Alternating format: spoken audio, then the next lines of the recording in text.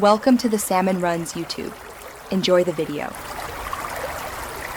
You start by opening Spotify and finding the content that plays video.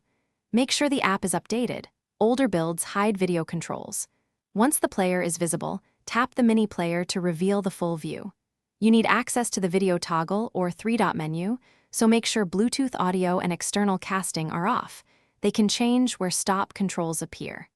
This first step gets you into the right screen quickly, because without it, you can't change playback behavior.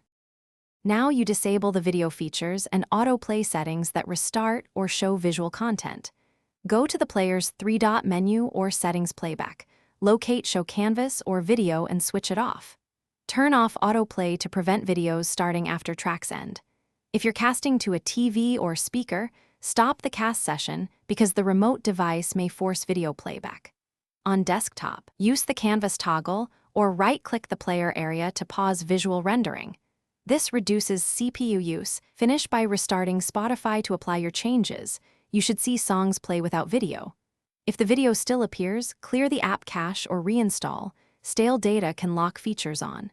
Make sure you sign out of other devices. Account level settings or another active device can re-enable video.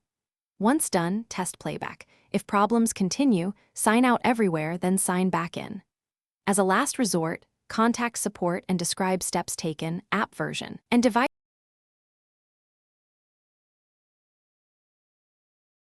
Thanks for watching. Consider subscribing if we helped you.